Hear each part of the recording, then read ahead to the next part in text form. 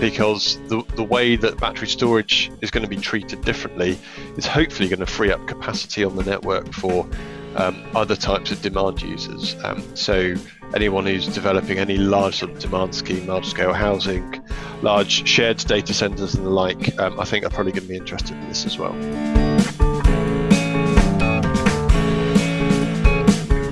Hello and welcome to the Connectology podcast. Here, Road Night Taylor's influential team of elite connection specialists and their expert guests help you to better understand distribution and transmission network connections and how to acquire them faster, for less cost and at lower risk.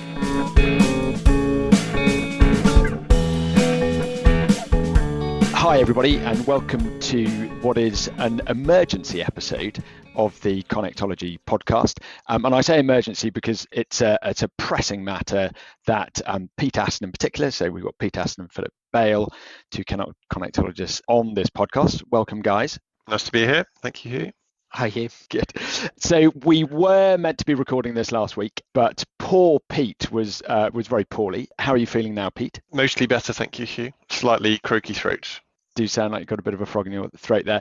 And so we had to record the Grid News and Views without Pete last week, and we were unable to record this episode. And so we're recording it remotely, which is why the sound quality might be a bit average, but it's a very important topic that is quite time sensitive, and it's to do with the new treatment of battery energy storage systems by network operators, specifically distribution network operators, with regards connections. First of all, Pete, and you've been kind of spearheading getting up to speed on this. What is it all about, and why is it time sensitive that we wanted to get this out quickly?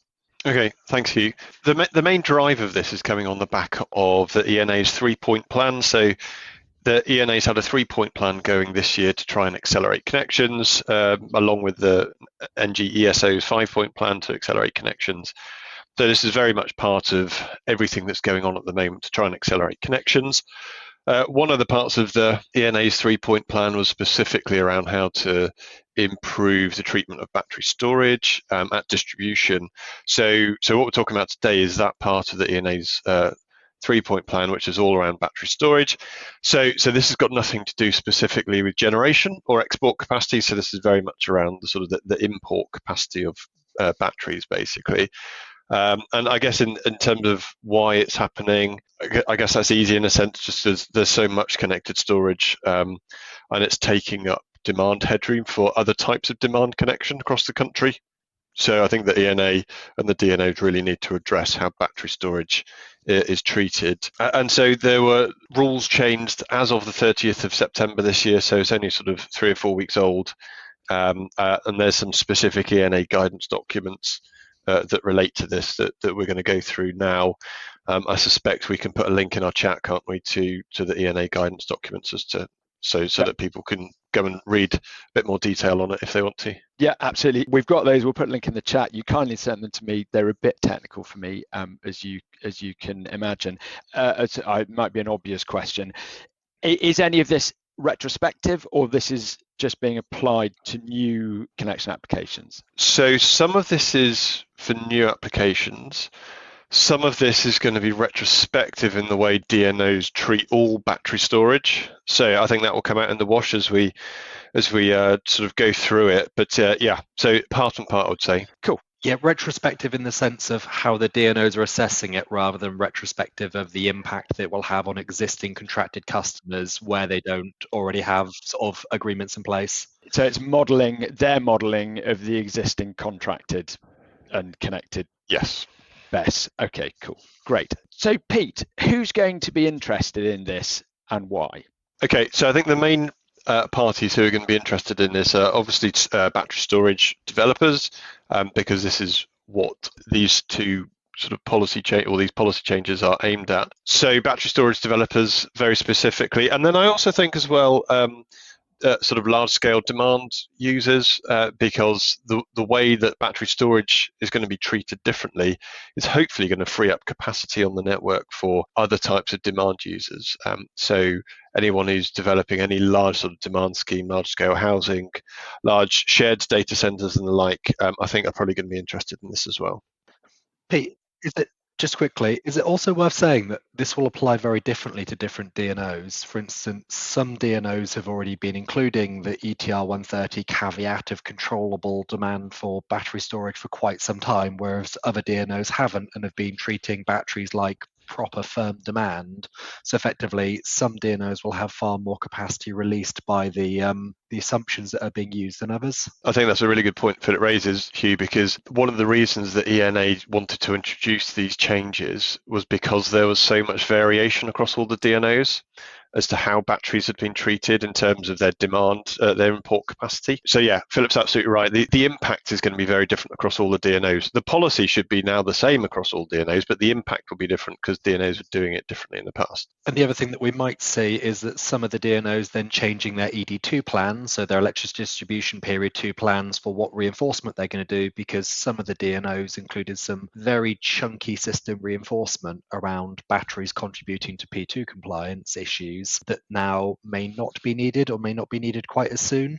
So that'll also be interesting to see from some of the DNOs whether they take that money and reallocate it or if it ultimately goes back to customers. Ooh, that's quite a sort of an important debate to be having at some point, I guess. So just very quickly, who should be interested? It's not just storage developers, it's demand developers. So that could be large commercial industrial energy users, those who might be decarbonising their operations and might be really struggling to secure the demand capacity that they want.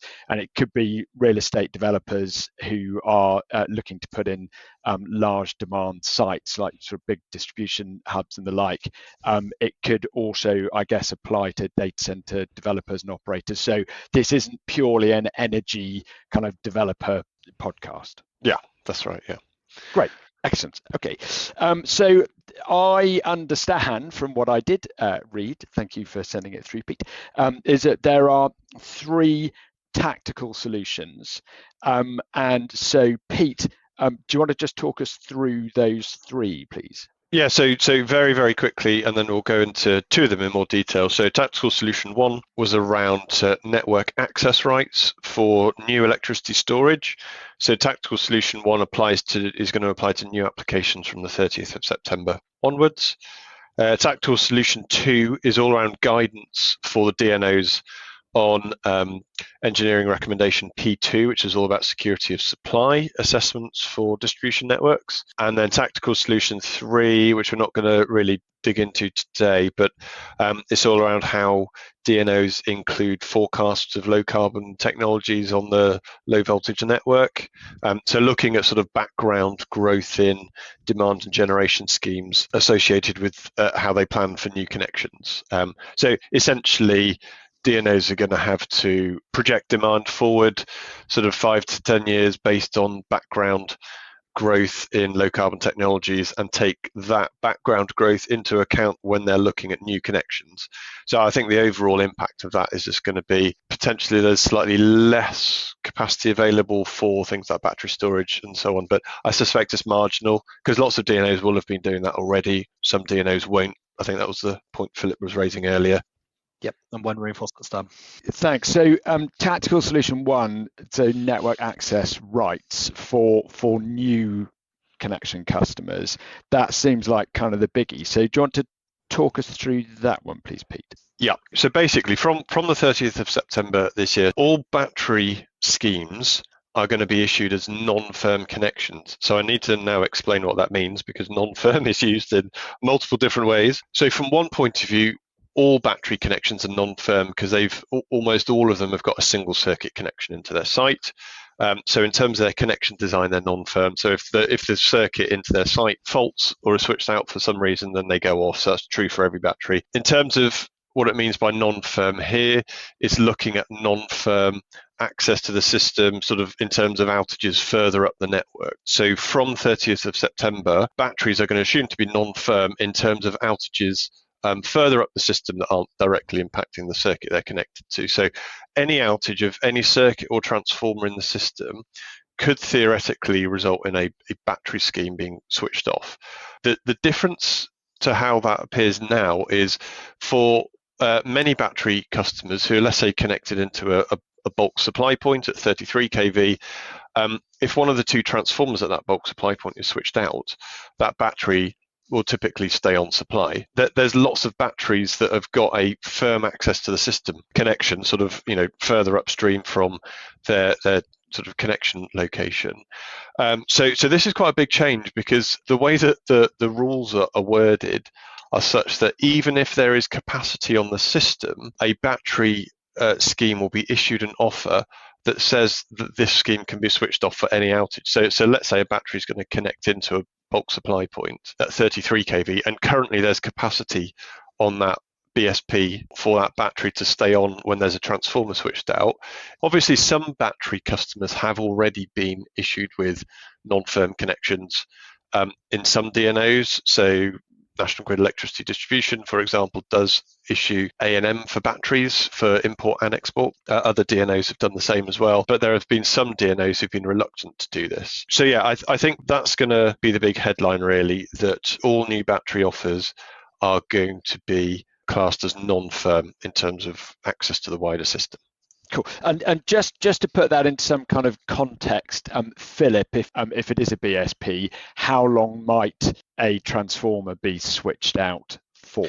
If a transformer is being replaced, and it's being replaced what we'd call online, where they take one transformer away and then replace it back in the existing location of where the original transformer was, that realistically could be off for an entire summer period, a 6-month period, if they also need to change the bund for the transformer. And I think on this as well, Hugh, in terms of the ongoing risk for battery storage operators, having by default a non-firm connection, some of the risk depends on exactly how the DNO is going to apply the non-firm sort of solution to that battery. So is it going to be via an intertrip? So i.e., are you going to be tripped off every time that transformer is switched out, in which case if the transformer's out for 6 months, you're off for 6 months?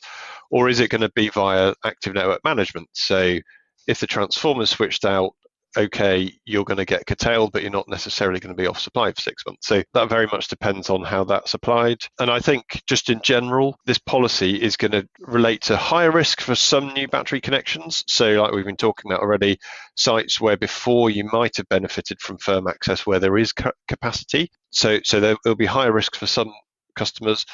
In other places, it might be lower risk than before, because where the DNO has treated you completely firm, not allowed to switch you off for any outage because you're classed as some sort of demand, then you might have faced really high reinforcement charges. So the ability for a DNO to offer you that non-firm connection now for a battery is maybe better than it used to be. So I think there's sort of pros and cons with it across the board. And there is one thing that's a bit unclear at the moment from the guidance as to how hybrid sites are treated. We'll probably need to dig a bit more into, when you've got solar and battery, what does that mean? Agreed, Pete. And I think one of the things that customers will look at a lot more in the future is where are they planning on making those connections? What types of assets are installed there? If there could be future demand growth that is very realistic that could see them enact this first and second circuit outage. Because I think it's probably worth saying that the DNOs won't automatically turn you off just because they can. They will turn you off because they have the contractual rights to, if they reasonably forecast there will be overloads that would cause issues on the network. So it will be a balance in terms of how long assets will be taken off for, what's the duration, what's the frequency, what's the theoretical load growth, and how much headroom might there be in the future, which also means what's the long-term implications of this for each particular scheme. Good. Excellent. I think we've probably done tactical solution one to death now, probably far more involved than Pete had envisaged. So thanks for that. And that feels like a really good time to take a quick break. I hope you're really enjoying this episode so far and are gaining a lot of very useful insight. If you're a new listener, I hope that you'll feel like you might come back. If so, make sure you hit the follow button and feel free to sign up to our newsletter, The Connectologist, at roadnighttaylor.co.uk so you don't miss out on any of the podcasts, webinars, case studies, thought pieces and explainers. Welcome back. I hope you had a good break. Guidance on P2 security of supply assessments tactical solution 2, that is, Pete. Do you want to lead us off into that? Yeah, I apologise slightly in advance because there might be a little bit of techie stuff on security of supply here, but I will try and sort of cover it as briefly as possible just to give a little bit of background to understand this one. So basically, tactical solution 2 around guidance around engineering recommendation P2 on security of supply is needed because there has been so much confusion in the past around how it should be applied. And it's basically needed because tactical solution 1 has been applied to say all batteries will now be offered as non-firm, because there have been some DNOs in the past that have gone, I can't issue a battery a non-firm connection offer because engineering P2 says I can't, basically. So in the ENA rolling out tactical solution 1 to say all batteries are going to be offered non-firm connections, they had to give guidance on P2 so that all the DNOs could be on the same page with that. So the basic idea of P2 is that where there are groups of demand, so like towns, industrial estates, so on, there's a defined level of security of supply provided.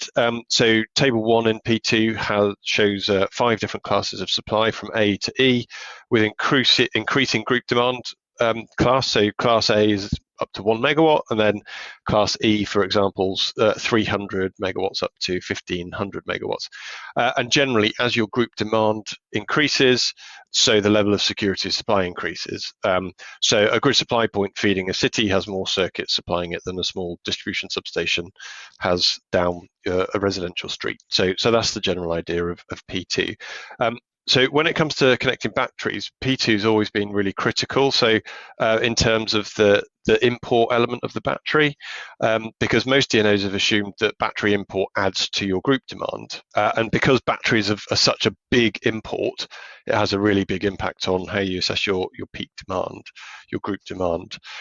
So batteries in the past have had the effect of basically taking up demand capacity on the network and taking it away from sort of normal demand customers, factories, housing development, so on. Also, when you add a battery demand to P2, you often need to do a huge amount of reinforcement, which adds to charges for the battery schemes, adds costs to bill payers through GEOS and so on. So that's the general background to tactical solution 1. So the way that tactical solution 2 addresses it, so it looks at it in 2 ways. It looks at it in terms of controllable storage, and I'll explain what we mean by that in a minute, and then 2 in terms of non-controllable storage.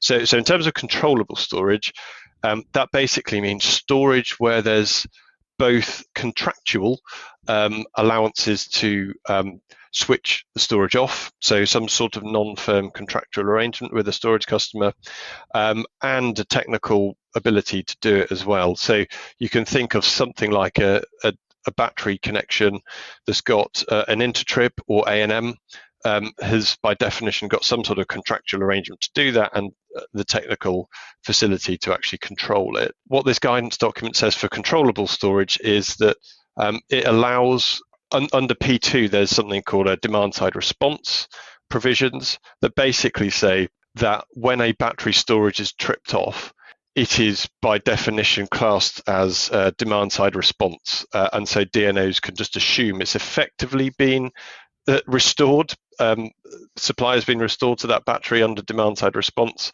because it's agreed to be turned off in certain scenarios. So some DNOs have been reluctant to apply that sort of demand-side response clause in P2 to batteries. Other DNOs have been doing it for quite a few years, which is what I think Philip was trying to pick up on earlier.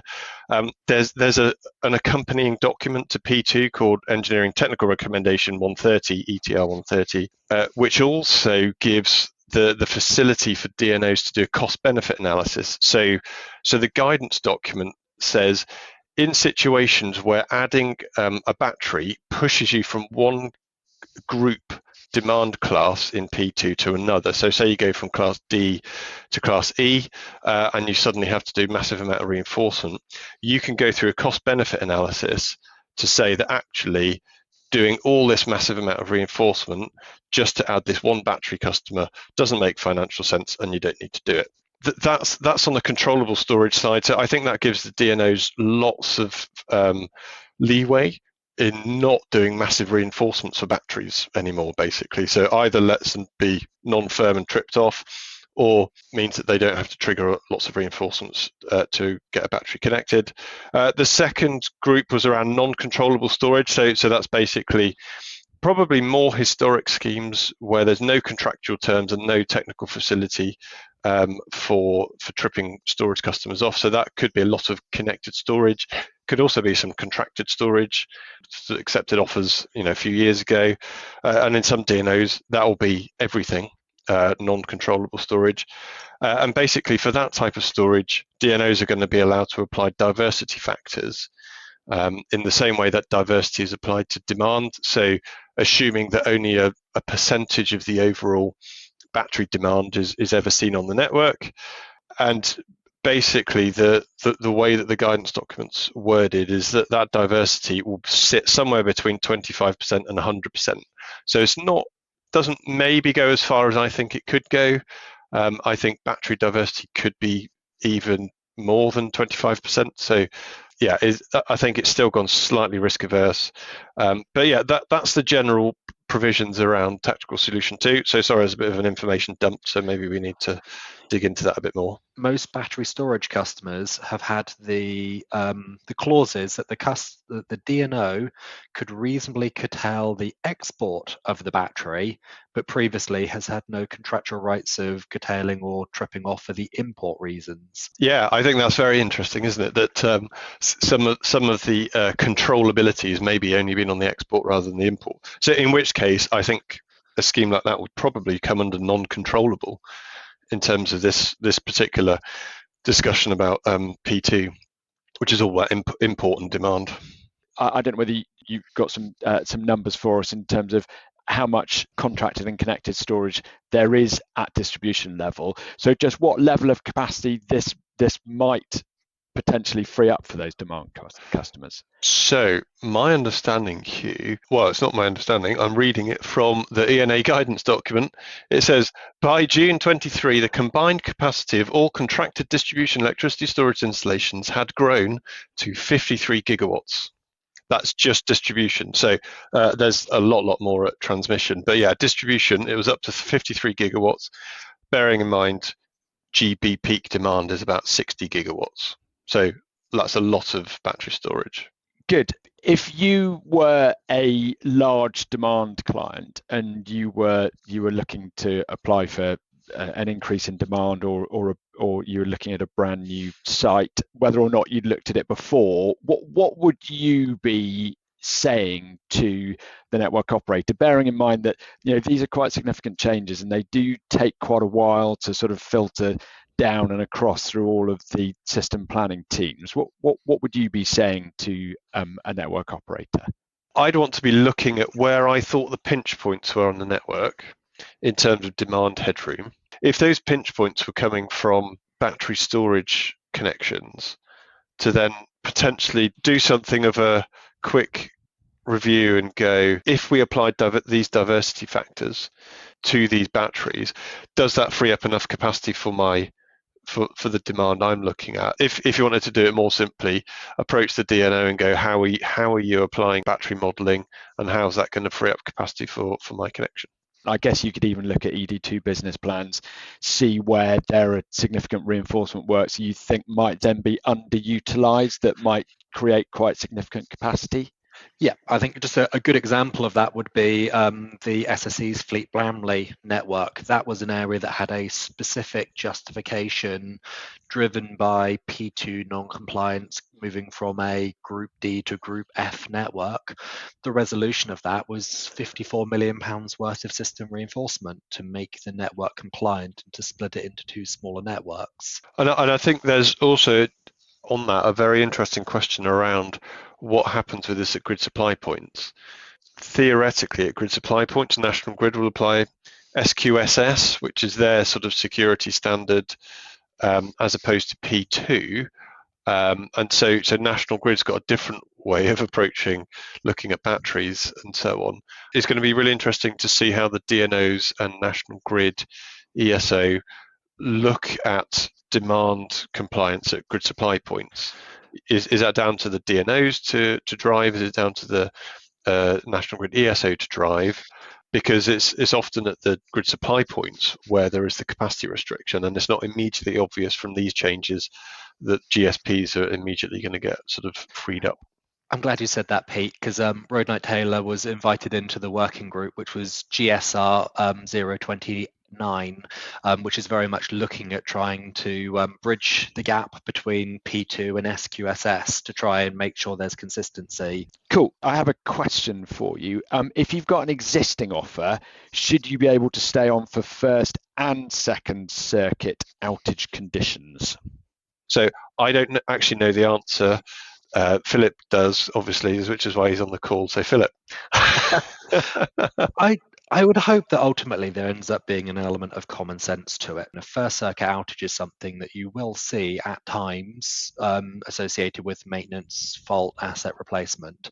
Second circuit outages are rare. The more that can be shared around historical and future outages, risks of those, allows people to really quantify what the impacts of their business case are, and hopefully will show in the vast majority of cases that second circuit outages is just noise, and there's so many other more pressing issues that they need to be focused on. Cool. This is all non-retrospective, which feels like a bit of a shame. So either one of you or both, if you could jump in a time machine and go back and then implement these recommendations, how far back would you go? At least 5 years. So I'd agree. I think for most of this, in times we've been pushing individual DNOs, and we probably pushed some of the DNOs 3 years ago to start implementing some of these proposals. So some of our customers have had clauses with ETR 130 in because we have said we think it's appropriate anyway, and the DNOs have agreed with us and included it. And it's good that ultimately now that all DNOs will be operating on the same sort of level benchmark, and that in going forwards, effectively, all parties will have the same offers.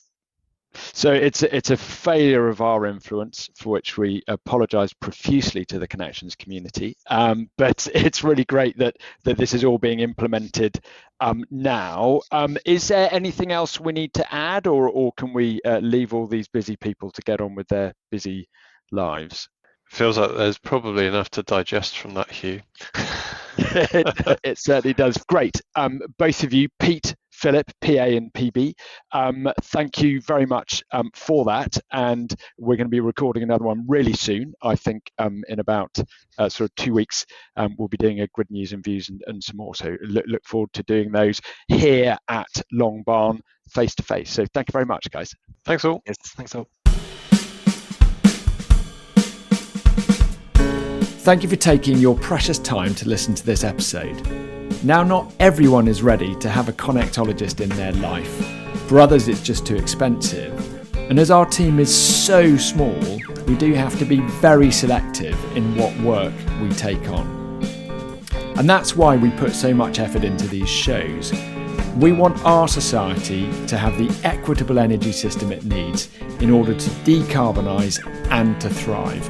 So we want to help to topple as many connections barriers as we possibly can, in spite of our size. So please do feel free to ping a link to this episode to anyone you know who might be interested, because it would mean so much to everyone here.